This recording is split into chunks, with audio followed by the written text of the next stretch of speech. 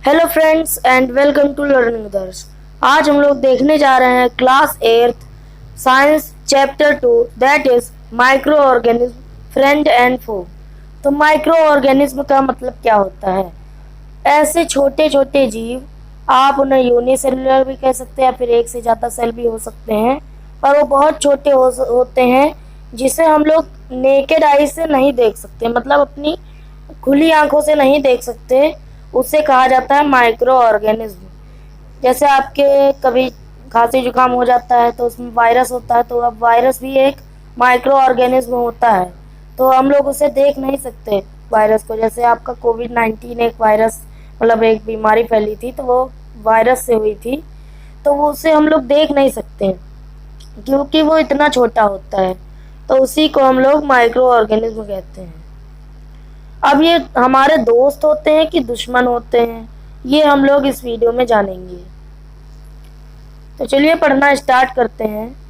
You have seen several kinds of plants and animals. However, there are other living organisms around us which we normally cannot see.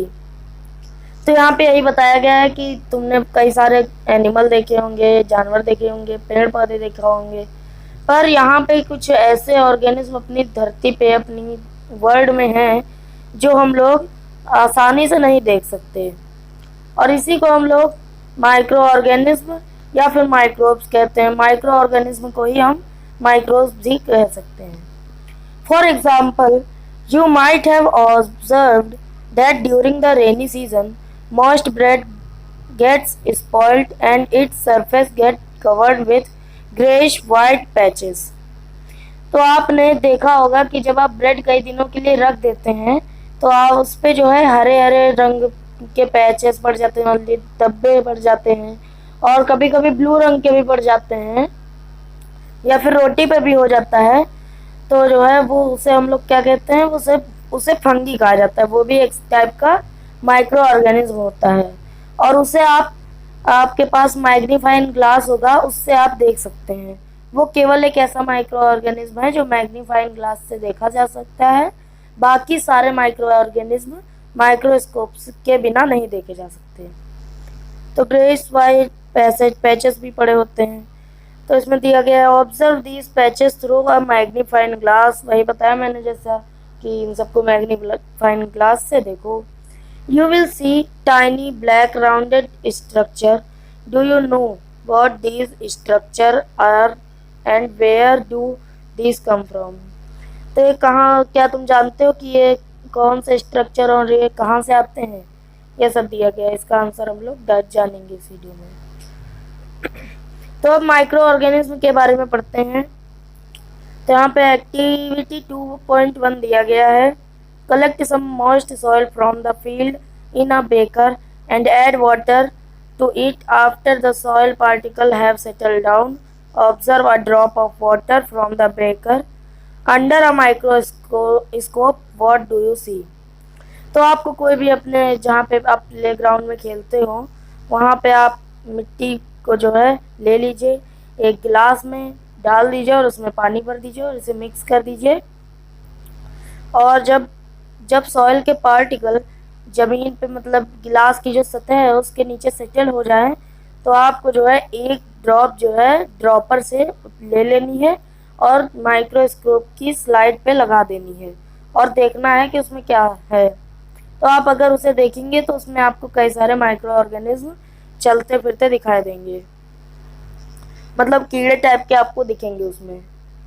Activity 2.2 है, take a few drop of water from a pond, spread on a glass slide and observe through a microscope.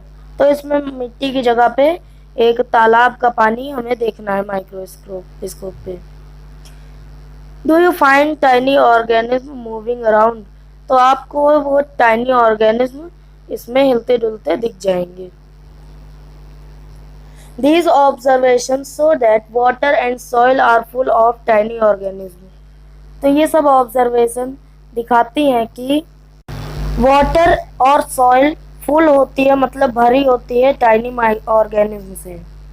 तो not all of them fall into the category of microbes. तो जो है कई सारे मतलब सारे ही उनमें से माइक्रोब्स की कैटेगरी में नहीं होते। These microorganisms or microbes are so small in size that they cannot be seen with the unaided eye. तो ये मतलब नेकेड आई से नहीं देखा जा सकता है। Some of these such as fungus that grow on bread can be seen with a magnifying glass. Other cannot be seen without the help of a microscope. That is why these are called microorganisms or microbes.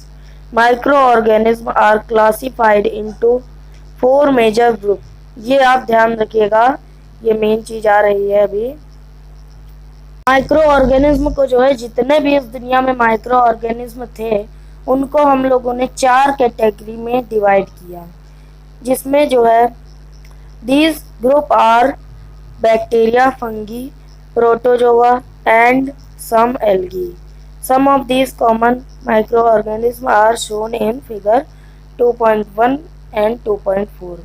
तो हम लोगों ने 4 category में divide किया, जिसमें पहला था bacteria, दूसरा था फंगाई जो कि जो है उस पे ब्रेड पे ग्रो हो जाता है, तीसरा था प्रोटोजोआ और चौथा था एल्गी. तो हम लोग इन सबको अगले पेज पे देखने वाले हैं. Viruses are also microscopic but are different from other microorganisms. Virus जो है माइक्रोस्कोपिक होते हैं पर वो बाकी माइक्रो ऑर्गेनिज्म से डिफरेंट होते हैं. They however reproduce only inside the cell of the host organism. मतलब वो एक से दूसरे वायरस को उत्पन्न करते हैं केवल जब वो होस्ट ऑर्गेनिज्म यानी कि होस्ट के अंदर होते हैं. होस्ट मतलब कोई भी लिविंग ऑर्गेनिज्म, या तो मान लीजिए प्लांट हो गया या फिर एनिमल या फिर हम लोग ह्यूमन. ठीक है, तो ये मतलब एनवायरमेंट में नहीं जी सकते, ये मान लीजिए. विच में बी अ बैक्टीरियम, ये बैक्टीरियम हो सकता है, प्लांट और एनिमल, मतलब ये बैक्टीरिया के भी अंदर चले जाते हैं. Some of the viruses are shown in figure 2.5. 2.5 में कई सारे वायरस मतलब 2-3 वायरस दिए गए हैं. Common elements like cold, influenza या फिर आप कह सकते हैं flu and most cough are caused by viruses. तो जो है कुछ मतलब बीमारियां, कुछ नहीं, वायरस से तो सभी बीमारियां लगभग होती हैं. वायरस बहुत बेकार चीज़ होती है, पर अभी आप हम लोग अब यही चैप्टर ही है आपका कि माइक्रो ऑर्गेनिज्म फ्रेंड होते हैं कि वो, ये डिबेटिव चैप्टर है. तो यही चैप्टर हम लोग इस वीडियो में पढ़ रहे हैं. तो वायरस अच्छे भी हो सकते हैं, नहीं भी हो सकते, बैक्टीरिया अच्छे भी हो सकते हैं, नहीं हो सकते, तो यही है. पर ज़्यादातर वायरस मतलब बेकार ही होते हैं, यानी हम लोगों के लिए अच्छे नहीं होते. जैसे आपने कोविड-19 पूरे देश भर को हिला दिया कोविड-19 ने, तो अच्छा काम किया क्या, गलत काम किया. तो इसी तरह कई सारी बीमारियां हो जाती हैं, जैसे कोल्ड, आपको खांसी जुकाम तो सबको हुआ होगा. इन्फ्लुएंजा, फ्लू जो फैलता है कभी कभी मतलब ज़्यादा हो जाता है, और खांसी जुकाम भी हो जाता है, ये सब वायरस की वजह से होता है, जिसे हम लोग कहते हैं कि वायरल चल रहा है इस समय. ठीक है, तो serious disease like polio and chicken pox are also caused by virus. तो जो पोलियो होता है और चिकन पॉक्स होता है वो भी वायरस के द्वारा होता है. पोलियो क्या होता है, पोलियो में पैर या फिर पैर जो है मतलब वो डिफेक्ट हो जाता है, मतलब पैर जो है चलने लायक नहीं रहता, इसीलिए आपको छोटे पे पोलियो का टीका दिया गया होगा. फिर disease like dysentery and malaria are caused by protozoa.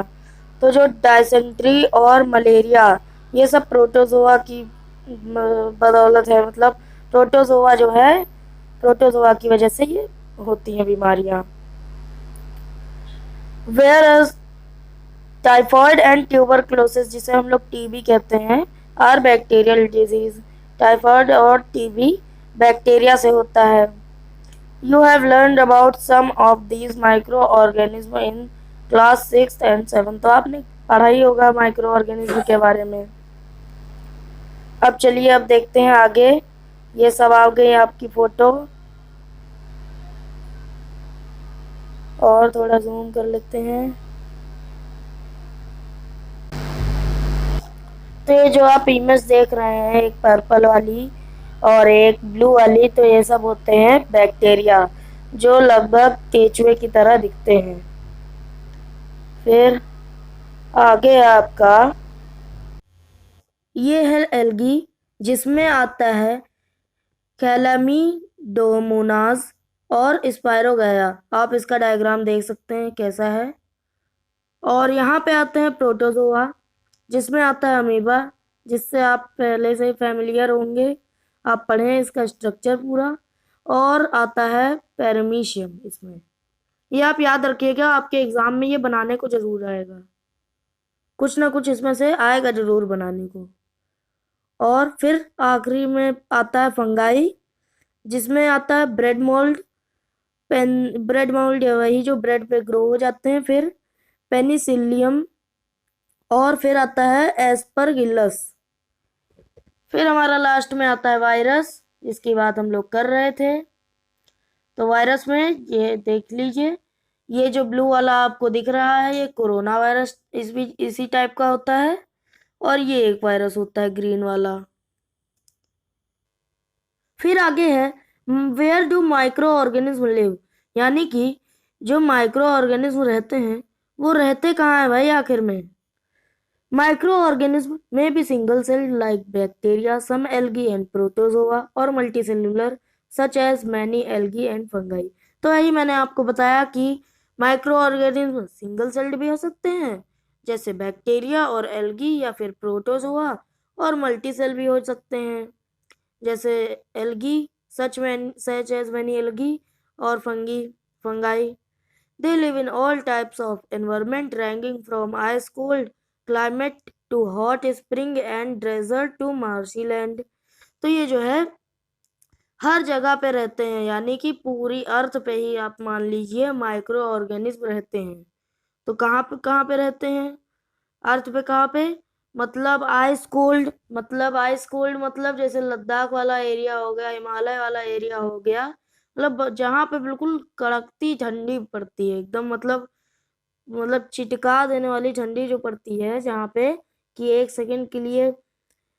मतलब एक सेकंड के लिए उंगली निकाली तो एकदम जम जाती है, तो उस जगह पे भी माइक्रो ऑर्गेनिज्म रहते हैं।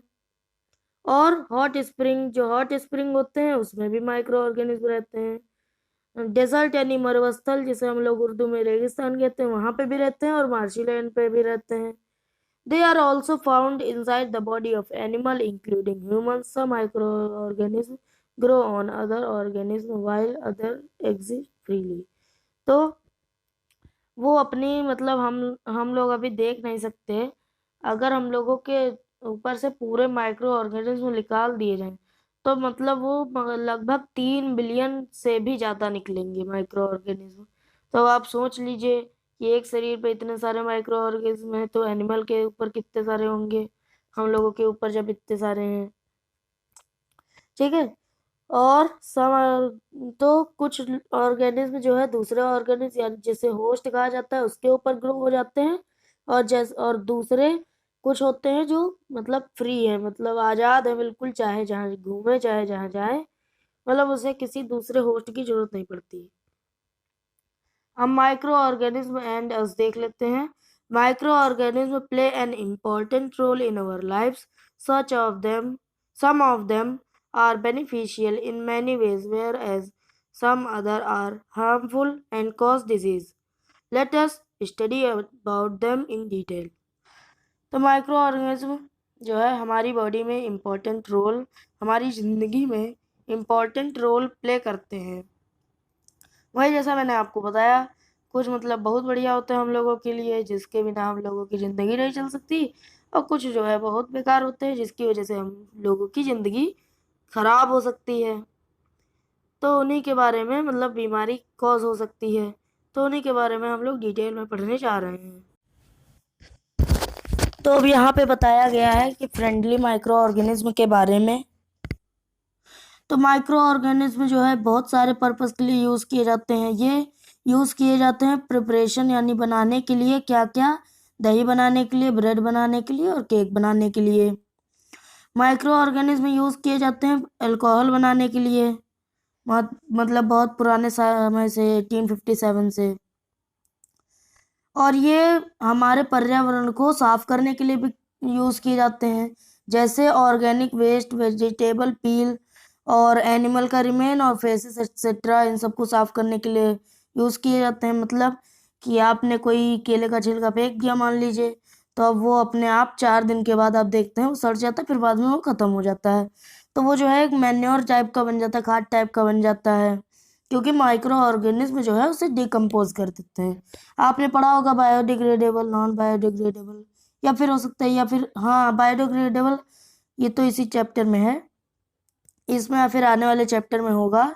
बायोडिग्रेडेबल मतलब जो नेचर में बायोडिग्रेड हो जाए, मतलब मिट्टी में मिक्स हो जाए।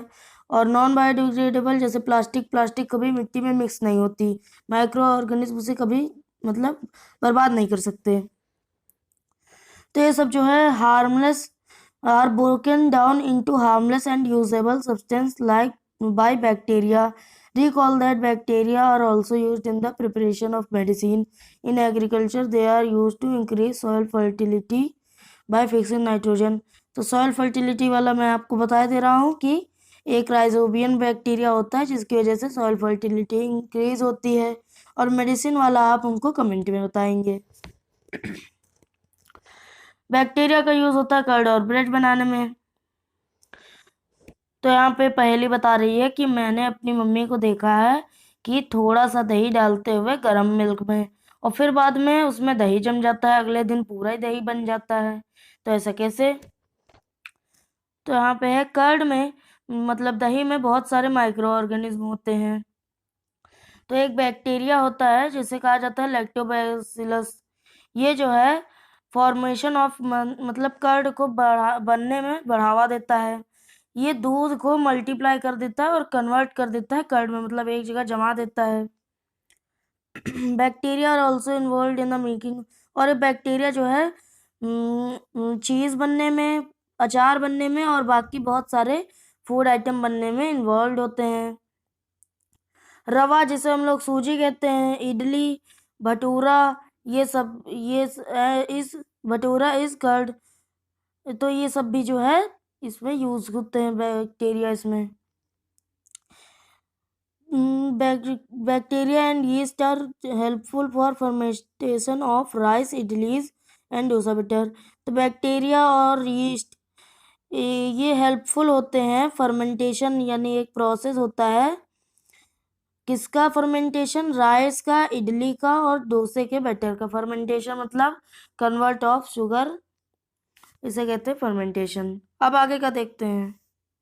आगे यहाँ पे एक्टिविटी 2.3 दी गई है कि जो है आधा किलो आटा लीजिए, मैदा भी ले सकते हैं आप, उसमें थोड़ा सा चीनी डालिए और उसमें गर्म पानी मिक्स करिए और थोड़ा सा जो है यीस्ट पाउडर डाल दीजिए और उसे मतलब गूंथिए और आटा बनाइए, मतलब उसका डो बनाइए। What do you observe after 2 hours? तो आप 2 घंटे के बाद उस क्या ऑब्जर्व करेंगे? तो आपको देखिए, जब आप बना रहे होंगे उसमें मैदे में यीस्ट पाउडर मिक्स करेंगे तो कुछ ऐसा दिखेगा, लेकिन कुछ 2 घंटे बाद ये इस तरह से फूल जाएगा, क्योंकि जो है ये रेस्पिरेशन करेगा जो यीस्ट होगा और उसके अंदर कार्बन डाइऑक्साइड भर जाएगी तो ऐसे फूल जाएगा। तो यहाँ पे यही दिया गया है, यीस्ट जो है जब बहुत जल्दी जल्दी रिप्रोड्यूस करता है और कार्बन डाइऑक्साइड प्रोड्यूस करता है रेस्पिरेशन के दौरान, और ये सब बबल जो है फिल हो जाते हैं इस आटे में और इसकी वॉल्यूम बढ़ा देते हैं। और यही यूज़ है जो है बेकिंग इंडस्ट्री में यीस्ट का यूज़ होता है ब्रेड बनाने के लिए और पेस्ट्री और केक बनाने के लिए। तभी तो केक हमारा, ब्रेड हमारा, ये सब पेस्ट्री हमारी स्पॉन्जी बनती है, बढ़िया से फूल जाती हैं। ठीक है, अब commercial use of micro organism क्या होता है? कॉमर्शियल यूज मतलब कि जो है जो पैसा कमाने के लिए यूज किया जाता है, मतलब कि जिस माइक्रो ऑर्गेनिज्म का यूज करके हम लोग माला माल हो जाए, पैसा कमा ले, तो वो माइक्रो ऑर्गेनिज्म होता है यीस्ट। अब उसका यूज कैसे किया जाता है जिससे हम लोग खूब ज्यादा पैसा कमा ले? तो माइक्रो ऑर्गेनिज्म यूज किए जाते हैं लार्ज स्केल पे प्रोडक्शन करने के लिए, यानी कि उत्पन्न करने के लिए किसको? अल्कोहल, यानी कि शराब, वाइन और एसिटिक एसिड यानी कि विनेगर। यीस्ट यूज किया जाता है कॉमर्शियल प्रोडक्शन ऑफ अल्कोहल और वाइन। इस पर्पज से यीस्ट ग्रो होता है natural sugar present in grain like barley, wheat, rice, crust, fruit juice etcetera. ठीक है, अब नीचे हमारा एक्टिविटी 2.4, इसमें आधा लीटर हम लोगों को बेकर लेना है, आधा लीटर का, और इसमें 3/4 वाटर पर देना है, और उसमें 2 से 3 टीस्पून हम लोगों को चीनी डाल देनी है। और फिर क्या करना है, फिर हम लोगों को स्पून ऑफ यीस्ट पाउडर, 1 चम्मच हम लोगों को यीस्ट पाउडर डाल देना है और शुगर सॉल्यूशन। फिर इसको covered in a warm place for 4 to 5 hour, फिर इसे जो है गर्म जगह पे 4 से 5 घंटे के लिए रख देना है। और स्मेल करना है क्या होता है, तो ये स्मेल जो है आपकी अल्कोहल की आएगी। तो यहाँ दिया गया है, this smell is of alcohol as sugar has been covered into alcohol converted into alcohol by yeast, yeast के द्वारा ये अल्कोहल में कन्वर्ट हो गया। इसको, इसी प्रोसेस को हम लोग कहते हैं जिसमें शुगर अल्कोहल में कन्वर्ट हो जाता है, उसी को कहते हैं फर्मेंटेशन। और इसे डिस्कवर किसने किया था, लुइस पैस्चर ने डिस्कवर किया था फर्मेंटेशन 1857 में। अब medicinal use of micro organism देख लेते हैं, मेडिसिन में कैसे यूज किया जाता है। तो आप जो है बीमार हुए होंगे और डॉक्टर ने आपको कई सारी एंटीबायोटिक टेबलेट दी होंगी, कैप्सूल दी होंगी या फिर इंजेक्शन दिए होंगे, जैसे कि penicillin. The source of this medicine is micro organism, इन सब मेडिसिन का सोर्स क्या होता है, microorganism. This medicine kill और stop the growth of the disease causing micro organism, such medicine are called antibiotic. तो ये जो है, ये जो आप जब बीमार हुए होंगे तो डॉक्टर ने जो एंटीबायोटिक टैबलेट या फिर जो इंजेक्शन दिए होंगे जिससे आपको बहुत दर्द भी हुआ होगा, तो वो, और एग्जांपल जैसे एक पेनिसिलिन, तो ये जो है इसमें जो है माइक्रो ऑर्गेनिज्म होते हैं और ये जो है स्टॉप कर देते हैं या फिर मार देते हैं ग्रोथ किसकी, डिजीज कॉजिंग माइक्रो ऑर्गेनिज्म की। और इसी दवा को हम लोग कहते हैं antibiotic. These days a number of antibiotics are being produced from bacteria and fungi। तो आजकल जो है बहुत सारी एंटीबायोटिक दवाएं जो है उत्पन्न हो रही हैं बैक्टीरिया से और फंजाई से। और इसमें से कुछ एग्जाम्पल है इसका, द फंजाई स्ट्रेप्टोमाइसिन, टेट्रासाइक्लिन और एर्थ्रोमाइसिन, ये सब हो गए इसके एग्जाम्पल। अब ये बॉक्स हम लोग बाद में देखते हैं, पहले पैराग्राफ ही कंप्लीट कर लें। ये वाला commonly known antibiotic which are made from fungi and bacteria, ये सब कॉमनली नोन एंटीबायोटिक हैं जो फंगाई और बैक्टीरिया से उत्पन्न होती हैं। The antibiotic manufactured by growing specific micro organism and are used to cure a variety of disease, और ये सब जो है बहुत सारी वैरायटी ऑफ डिजीज को रोकने के लिए काम आती हैं। Antibiotic are even mixed with the feed of livestock and poultry to check microbial infection in animal, they are also used in to control many plant disease. तो जो है मिक्स की जाती हैं livestock and poultry to check करने के लिए microbial infection, यानी कि माइक्रोबियल इन्फेक्शन जानवरों में देखने के लिए यूज़ की जाती हैं, और यूज़ की जाती हैं कंट्रोल करने के लिए बहुत सारे पेड़ों में जो बीमारियां हो जाती हैं। ठीक है, अब हमारा ये वाला जो बॉक्स था उसे देखते हैं। 1829 में अलेक्जेंडर फ्लेमिंग एक बीमारी पे काम कर रहे थे, यानी कि बीमारी का हल ढूंढ रहे थे कि बीमारी का हल कैसे निकाले, बीमारी बहुत ज़्यादा चल रही होगी उस समय में, तो वो बैक्टीरिया से होती थी। तो जो है उन्होंने देखा कि जो है हरा हरा एक माउल्ड है, यानी एक बैक्टीरिया है, और वो जो है उनकी प्लेट पे रखा था। उन्होंने देखा कि उस माउल्ड की प्रेजेंस से जो बैक्टीरिया की ग्रोथ हो रही थी वहाँ बगल ही में रखे, तो वो जो है वो रुक गई। तो इसी से जो है उसने, इसका मतलब कि जो है उसने, ग्रीन माउल्ड ने कई सारे बैक्टीरिया मार दिए। तो जो है इससे जो है माउल्ड पेनिसिलिन प्रिपेयर्ड की गई, क्योंकि अगर ये मार दिए तो उसने जब शरीर में जाएगा तो उसमें भी मार देगा, तो इसी की वजह से ये माउल्ड पेनिसिलिन प्रिपेयर हुई। अब यहाँ पे दिया गया है कि एंटीबायोटिक जो है एक पढ़े लिखे डॉक्टर की एडवाइस पर ही लेनी चाहिए और इसका पूरा कोर्स कंप्लीट करना चाहिए। ये नहीं कि डॉक्टर ने बताया कि 10 दिन खाना, सुबह शाम एक एक गोली, अब आप 5 दिन खाए, सुबह का शाम खाए, तो वो जो है आपके काम नहीं आएगी, मतलब वो बेकार जाएगी दवा। आपको रेगुलर कोर्स कंप्लीट करना चाहिए। अगर आप इसी तरह लेंगे तो ये जो है गलत डोज होगी और ये ड्रग बन जाएगी और ज़्यादा इफेक्टिव नहीं होगी। When you might need in future, antibiotic take it unnecessarily may kill the beneficial। और ये जो है फर्जी में अगर आप खाएंगे एंटीबायोटिक तो ये जो है आपके बेनिफिशियल जो बैक्टीरिया होते हैं अपने शरीर में उसको भी जो है प्रभावित कर सकती है और मार सकती है।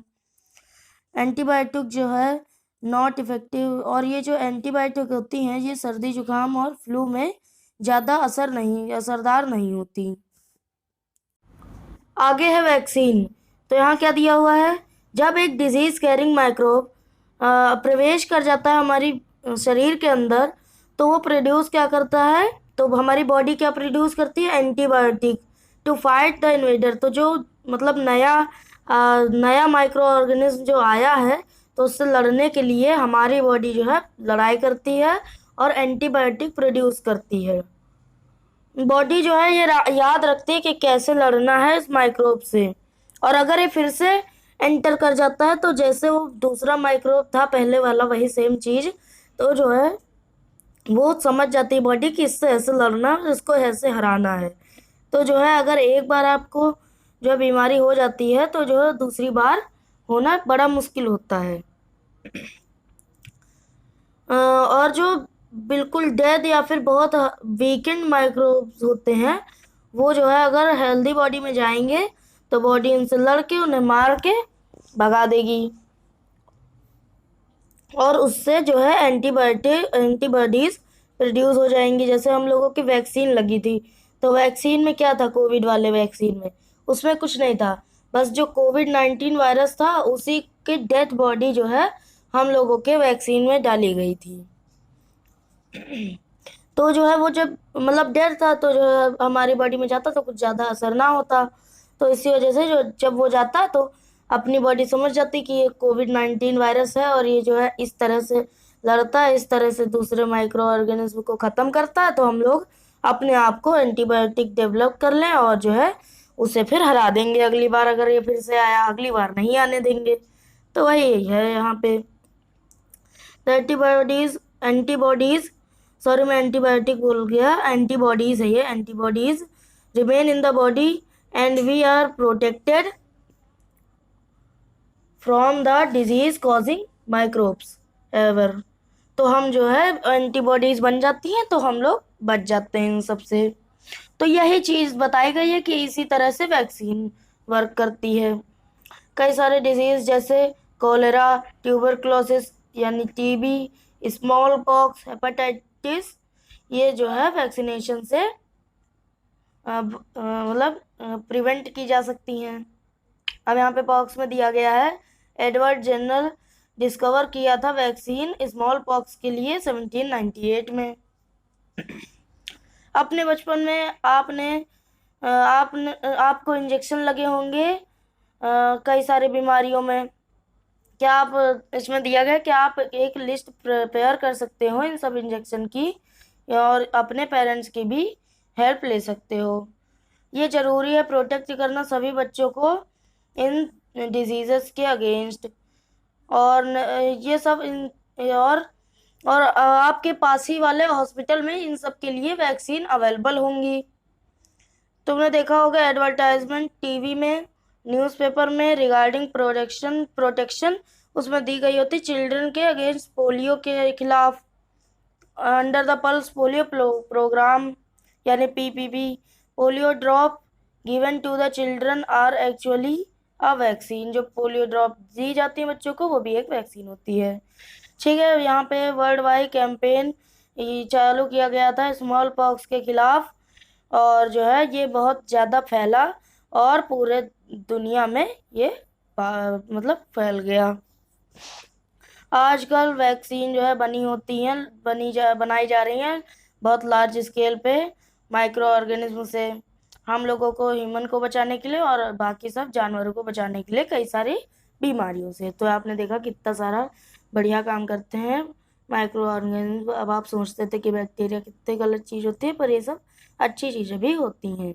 इंक्रीजिंग सॉइल फर्टिलिटी, तो जो है कुछ बैक्टीरिया जो है नाइट्रोजन को एटमॉस्फेयर से लेकर सॉइल में जो है मतलब सॉइल के अंदर एंटर करा सकते हैं। कैसे? वो सॉइल को लेते हैं, नाइट्रोजन को लेते हैं, फिर बॉडी वेस्ट के तरह निकाल देते हैं, तो वो जो है पौधे ले लेते हैं। जैसे एग्जाम्पल में rhizobium. This micro organism commonly called biological nitrogen fixer, और यही माइक्रो ऑर्गेनिज्म जैसे राइजोबियम, इनको कहा जाता है बायोलॉजिकल नाइट्रोजन फिक्सर। और एक नाइट्रोजन फिक्सिंग बैक्टीरिया होता है जिसे कहा जाता है ब्लू ग्रीन एल्गी, यानी कि उसे एक और नाम दिया गया है कायानो बैक्टीरिया। ठीक है, अब यहाँ पे क्लीनिंग द एनवायरनमेंट बताया गया है कि माइक्रो ऑर्गेनिज्म एनवायरनमेंट को कैसे क्लीन करते हैं। तो यहाँ पे दिया गया है, बूझे और पहेली ने ऑब्जर्व किया स्कूल गार्डनर को कि वो जो है मैन्योर बना रहा है। मैन्योर कैसे बनता है? Decomposition of plant waste, animal waste और यही सब पत्ती उत्ती घर फूस डाल दिया जाता है, कुछ महीनों बाद सड़ के मैन्योर बन जाता है। तो वो अपने दोस्तों के साथ थे, उसने कलेक्ट किया वेस्ट प्लांट और सब्जियों वेस्ट, फ्रूट वेस्ट और और पास के घरों से और गार्डनों से सब कलेक्ट किया। उन्होंने एक गड्ढे में डाल दिया और जो है कुछ दिनों बाद ये जो है मैन्योर में बदल गया। आपने पढ़ा होगा चैप्टर 1 में, मैंने खुद पढ़ाया, आप देख सकते हैं वीडियो को और उसमें नोट्स भी हैं, तो आप देख सकते हैं। बूझो एंड, और ये डिस्क्रिप्शन में लिख दे देंगे आपको, वहाँ पे आप देख लीजिएगा। Boojho and Paheli wanted to know how this had happened, तो बूझो पहले ही जानना चाहते हैं। तो इसमें क्या है, सिंपल सा प्रोसेस है, माइक्रो ऑर्गेनिज्म ने उसे डिकम्पोज कर दिया।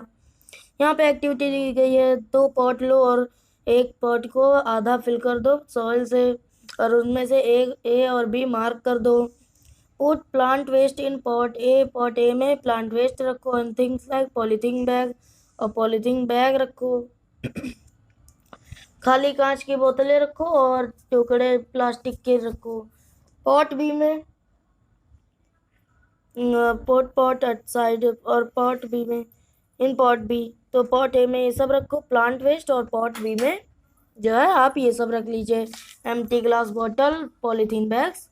और फिर बाद में कुछ दिनों बाद आप ऑब्जर्व करेंगे तो जो है ग्लास और प्लास्टिक, पॉलीथीन ये सब जो है वैसे ही रखी रहेंगी, पर जो प्लांट वेस्ट होगा वो सब मैन्योर में कन्वर्ट हो चुका होगा और मतलब सड़ चुका होगा 3-4 हफ्तों में।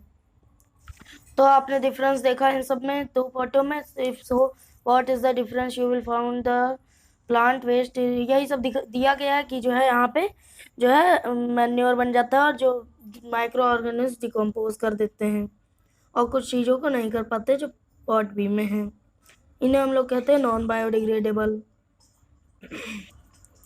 यहाँ पे प्लांट वेस्ट कन्वर्ट हो गया मैन्योर में माइक्रोब्स की वजह से,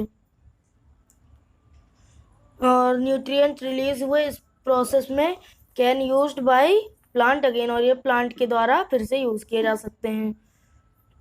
और ये पॉट बी में पॉलीथीन बैग, सेफ्टी बॉटल और ये सब टूटे पार्ट ऑफ टॉय, ये सब जो है कुछ चेंज नहीं आया और इससे जो है माइक्रोब्स इस पे एक्ट नहीं कर पाए और इसे मैन्योर नहीं बना पाए क्योंकि ये नॉन बायोडिग्रेडेबल चीज़ें थी। तुमने बहुत बार देखा होगा कि बहुत ज़्यादा अमाउंट में डेड या फिर dead organic matter in form of decaying plant and some time dead animal on the ground, तो ये सब दिखा होगा कई बार, पेड़ पड़े हुए हैं टूटे फूटे और जानवर कभी कभी रोड पे मर जाते हैं, वो देखा होगा आपने। तो you find that they disappear after some time. This is because the microorganisms decompose that organism waste of plant and animal, converting them into simple substance. ये सब तो आपको पता ही होगा कि जो है माइक्रो ऑर्गेनिज्म जो है बायोडिग्रेडेबल चीज़ों को गला देते हैं और उसे जो है इसीलिए कहते हैं क्लीनिंग द एनवायरनमेंट, यानी एनवायरनमेंट फ्रेंडली होते हैं। ये सब्सटेंस जो है सिंपल सब्सटेंस में कन्वर्ट कर सकते हैं, ये सब्सटेंस फिर से यूज़ किए जाते हैं बाकी सब प्लांट में और एनिमल से। अब एनिमल्स कैसे यूज़ करते हैं ये सब सब्सटेंस, कि जो है प्लांट ले लेता है उसे जो न्यूट्रिएंट रिलीज होता है और वही न्यूट्रिएंट जो है प्लांट में रहता है, तभी एनिमल खा लेता है प्लांट को, तो प्लांट और एनिमल यूज़ कर लेते हैं। और तब फिर यह दिया गया है कि माइक्रो ऑर्गेनिज्म यूज़ किए जाते हैं डिग्रेड और the harmful and smelly substance and thereby clear of the environment, यानी कि इन्वायरमेंट को क्लियर करते हैं। अब आगे है harmful micro organism. Harmful micro organism के भी बारे में थोड़ा बहुत देख लेते हैं क्या होता है। तो माइक्रो ऑर्गेनिज्म और harmful in many ways. Micro organism जो है माइक्रोब्स जो है बहुत सारे तरीक़ों से हार्मफुल हो सकते हैं। कुछ माइक्रोब्स कॉज करते हैं डिजीज़ इंसानों में, प्लांट में और जानवरों में। कुछ इस डिजीज़ कॉजिंग माइक्रो ऑर्गेनिज्म को हम लोग क्या कहते हैं? पैथोजेंस। ये नाम याद रखिएगा। Disease causing micro organism are called pathogens. Disease causing micro organism are called pathogens. तो कुछ माइक्रो ऑर्गेनिज्म हमारा खाना स्पॉइल कर देते हैं, यानी ख़राब कर देते हैं, क्लोथ हमारे ख़राब कर देते हैं, लेदर ख़राब कर देते हैं। तो चलिए इन सब के बारे में और पढ़ते हैं। Disease causing microbes in humans. Pathogens enter in our body through the air we breathe. Pathogens जो है हमारी बॉडी में एंटर कर जाते हैं हवा से, जो हम लोग सांस अंदर लेते हैं, तो उसमें जो है कई सारे एयर में बैक्टीरिया होते हैं, उसमें पैथोजेंस भी होते हैं, तो वो जो है हमारे बॉडी में एंटर हो जाते हैं। और पानी से भी चले जाते हैं और खाने से भी चले जाते हैं। They can also get transmitted by direct contact with an infected person और carried by an animal. Microbial disease that can spread from an infected person to a healthy person through air, water, food और physical contact are called communicable disease. तो इस सब को कहते हैं हम लोग पैथोजेंस। तो जो है जब कोई चीज़ हम लोगों से तो जब किसी के डायरेक्ट कांटेक्ट में या फिर किसी और दूसरे को बीमारी है और हम लोगों की हो गई, तो उसे कहते हैं कम्युनिकेबल डिजीज़। या जैसे कि किसी दूसरे के खांसी जुकाम है, यानी कि मान लीजिए कोविड ही है आपका, तो कोविड एक से दूसरे में फैल रहा था, क्योंकि खांसने से छींकने से जो है उसके जो इन्फेक्टेड पर्सन है उसके माउथ से या फिर नोज से जो बैक्टीरिया निकलते थे वो दूसरे सामने खड़े हुए इन्फेक्टेड पर्सन के ऊपर आ जाते थे और फिर बाद में वो भी इन्फेक्टेड हो जाता था। तो इसी तरह एक चेन बन गई और इसी तरह कोविड-19 जो है बहुत बड़ी महामारी का रूप ले लिया, क्योंकि उसके पास वैक्सीन अभी जल्दी में नहीं बनी थी, पर अब बन गई है। तो इसे कहते हैं कम्युनिकेबल डिजीज़। एग्जाम्पल है जैसे आपका कोविड-19, cholera, common cold, chicken pox और ट्यूबरक्लोसिस। जब एक पर्सन सफ़र करता है कॉमन कोल्ड या फिर छींक से, fine droplet of moisture carrying thousand of virus, तो थाउजेंड ऑफ वायरस जो है वहाँ से निकलते हैं, हवा में फैल जाते हैं, और जो है वही मैंने बताया कि वायरस जो है एंटर कर जाते हैं दूसरे की बॉडी में और हेल्दी पर्सन में सांस लेते समय, और ये इन्फेक्शन कॉज कर देते हैं। तो आप कैसे जानते हो? Then how do you prevent the spread of communicable disease? By taking precaution like mask or sanitizer and washing hand before eating. These are the precaution. Okay, so now this is, we should keep a handkerchief on the nose and mouth while sneezing. ये भी ठीक है कि जब खांसते छींकते समय हम लोगों को नाक पे और माउथ पे हम लोगों को हैंकी रख लेना चाहिए। It is better to keep a distance from infected person, और सोशल डिस्टेंसिंग भी रखना चाहिए इन्फेक्टेड पर्सन से, मतलब डिस्टेंस रखना चाहिए। तो यहाँ पे कुछ इंसेक्ट हैं और एनिमल्स हैं जिसे हम लोग कैरियर कहते हैं, मतलब जो ऐसी चीज़ें, ऐसे इंसेक्ट या फिर जानवर जो एक डिजीज़ से दूसरी डिजीज़ को कैरी करते हैं, उसे हम लोग कहते हैं कैरियर। जैसे फीमेल एनोप्थिलिस मॉस्किटो, तो ये मच्छर होता है एक फीमेल, तो वो जो है मलेरिया को कैरी करता है। तो एक जगह से दूसरी जगह, एक को काटा उसके मलेरिया हो गया, दूसरे को काटा उसको मलेरिया हो गया, तीसरे को काटा उसको मलेरिया हो गया, और चौथे को काटा तो उसने मार दिया। तो ठीक है, इसी तरह से जो है ये फैलता है कि कई सारे मच्छर थे एक दूसरे को काट रहे हैं, मतलब इंसानों को, जानवरों को, तो उससे जो है ये मलेरिया हो रहा है। और इसी तरह मक्खी जो है हमारे खाने पे बैठ जाती है, वो मक्खी गंदी होती है, तो उसमें जो कई सारे बैक्टीरिया होते हैं, तो उससे भी हो जाता है। फिर डिजीज कॉजिंग माइक्रो ऑर्गेनिज्म, इसे कहते हैं हम लोग कैरियर। हाउस फ्लाई मैंने बताया आपको, गार्बेज पे बैठती है और एनिमल पे बैठती है, फिर हम लोग के खाने पे बैठती है, और पैथोजन उसकी बॉडी से चिपक जाते हैं। फिर यही सब मैंने जो आपको बताया वही है, ये देखिए फीमेल एनोप्थिलीस मॉस्किटो है, like to keep food, avoid consuming an item of food, यानी कि हमें बाहर का खाना नहीं खाना चाहिए, ठीक है। क्योंकि बाहर पे जैसे आपने जलेबी देखी होगी, जलेबी जब बनती है तो जब रखी रहती है तो उस पर कई सारी मक्खी बैठती हैं, तो हमें वैसा खाना नहीं खाना चाहिए। और यहाँ पे अनदर एग्जाम्पल है, यही मच्छर वाला दिया गया है, parasite of malaria plasmodium, female aedes mosquito act as carrier of dengue virus, dengue virus को भी ये कैरी करती है। तो हम ये माइक्रो मतलब ये मलेरिया और डेंगू को कैसे कंट्रोल कर सकते हैं, हमें कूड़ा नहीं फैलाना चाहिए और पानी को एक जगह इकट्ठा नहीं करना चाहिए, जिससे मच्छर अपने अंडे नहीं दे पाएंगे, तो जो है कम हो जाएगा ये बीमारी।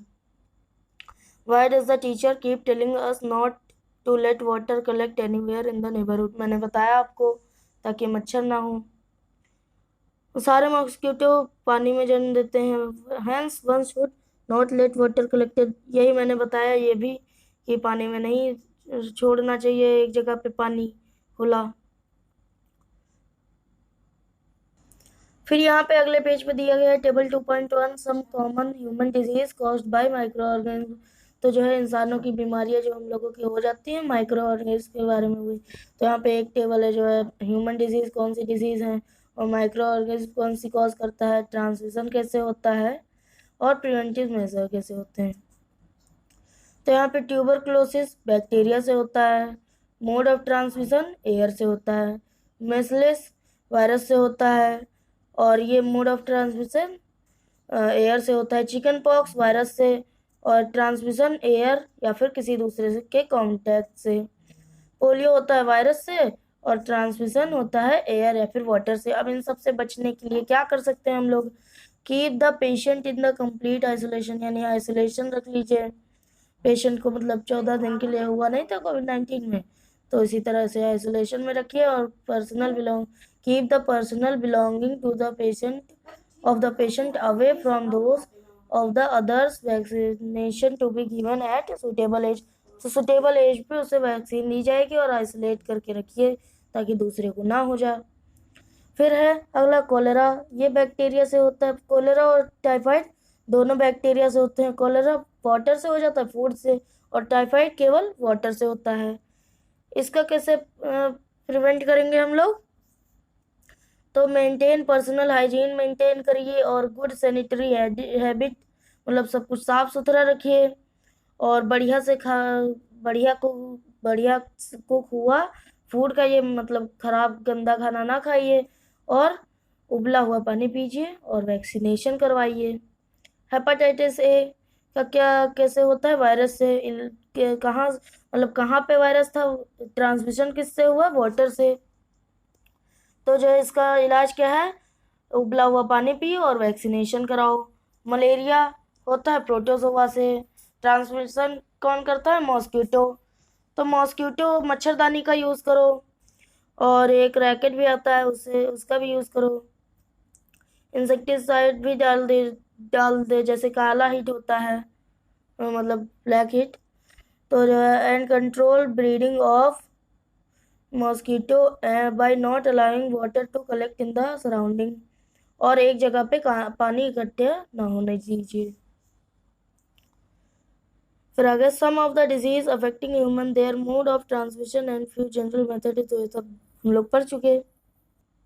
फिर आगे disease causing micro organism in animal में कौन से माइक्रो ऑर्गेनिज्म डिजीज कॉज करते हैं। Several microbes not only cause disease in human and plant but also in other animal, for example anthrax is a dangerous human and cattle disease caused by bacterium. तो जो है एक example है, मतलब बहुत animal को भी अफेक्ट करती है, ह्यूमन को भी अफेक्ट करती है।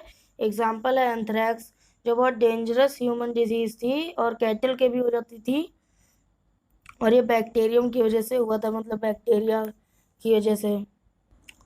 फुट एंड माउथ डिजीज ये कैटल में हो जाती है और ये कॉज की गई थी किसके द्वारा? वायरस के द्वारा। अब disease causing micro organism, plant में देख लेते हैं कौन कौन से माइक्रो ऑर्गेनिज्म डिजीज कॉज करते हैं। तो कई सारे माइक्रो ऑर्गेनिज्म जो है डिजीज कॉज करते हैं प्लांट में, जैसे गेहूं, चावल, wheat, rice, potato, sugar cane, orange, apple and other disease reduce the yield of crop. यानी कि ये जो बीमारी हो जाती है पेड़ों के, तो इससे जो है पेड़ों की जो यील्ड होती है, यानी कि जो क्रॉप ज़्यादा उगनी चाहिए थी तो वो कम प्रोड्यूस होती है। तो यहाँ पे 2.2 टेबल दी गई है, तो इस यहाँ पे दिया गया है ये 2.2। तो डिजीज़ है हमारा सिट्रस कैंकर, तो कैसे होता है? बैक्टीरिया से। और कहाँ से होता है? एयर से। फिर वीट, रस्ट ऑफ वीट, यानी फिर गेहूं में रस्ट लग जाते तो वो कैसे होता है? फंजाई से। और ट्रांसमिशन कैसे होता है? एयर या फिर सीड से। येलो वीन मोसैक ऑफ भिंडी, ओकरा, तो ये कैसे होता है?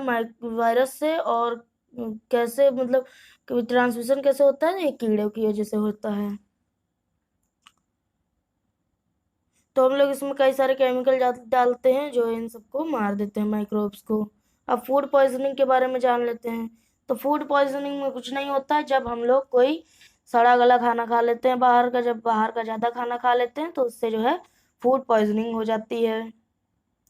यही है फूड पॉइजनिंग का मतलब। और इसमें क्या होता है?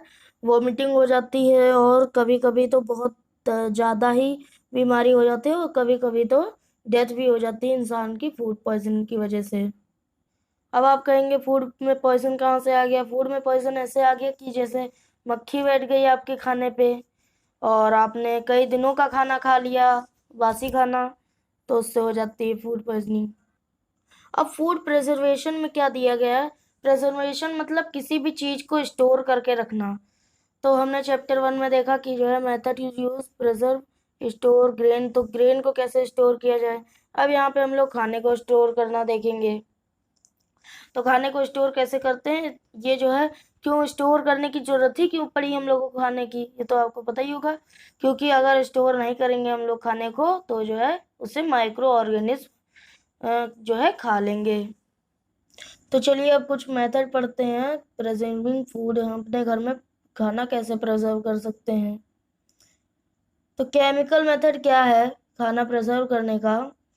नमक नमक और एडिबल ऑयल ये कॉमन मेथड है, यानी कि किसी भी चीज में नमक डाल देते हैं या फिर तेल डाल देते हैं, और ये दोनों चीजें किस में पड़ती हैं? अचार में। आपकी मम्मी अचार बनाई होंगी तो आपने देखा होगा कि उसमें नमक डाला जाता है, तेल डाला जाता है उसमें, एडिबल ऑयल। और ये जो है माइक्रो ऑर्गेनिज्म की ग्रोथ को रोक देता है, तो इसे हम लोग कहते हैं प्रिजर्वेटिव। हम नमक और एसिड भी डालते हैं अचार में, देखा मैंने अचार का एग्जाम्पल पहले ही दे दिया था, ये अचार ही लिखा है यहाँ पे, इस अचार ही का एग्जाम्पल है। प्रिवेंट अटैक ऑफ माइक्रोब्स, तो यहाँ पे माइक्रोब्स का अटैक रोकने के लिए ये किया जाता है। फिर sodium benzoate and sodium metabisulphite are common preservative, तो ये सब भी डाला जाता है। दीज आर ऑल्सो, ये जैम में भी यूज होता है, and squashes to check their spoilage. अब कॉमन सॉल्ट से preservation.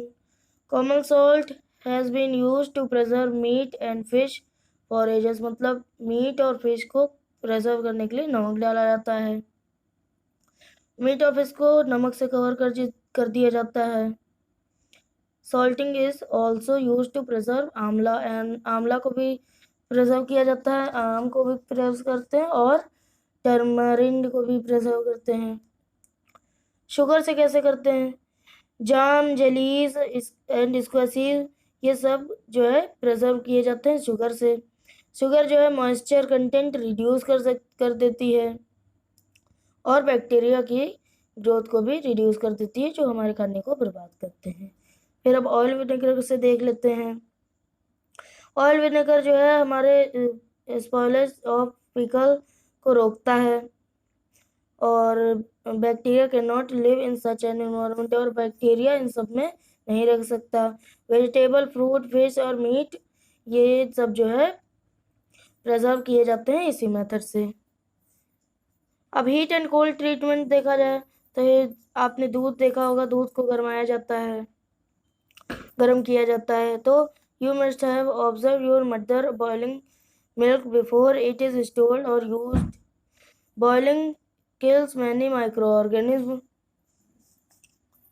Similarly, we keep our food in the refrigerator. हम लोग जो है बॉयल करते हैं पहले दूध को, फिर थोड़ी देर बाद उसे रेफ्रिजरेटर में रखते हैं, तो जो है वो भी एक प्रिजर्वेटिव होता है।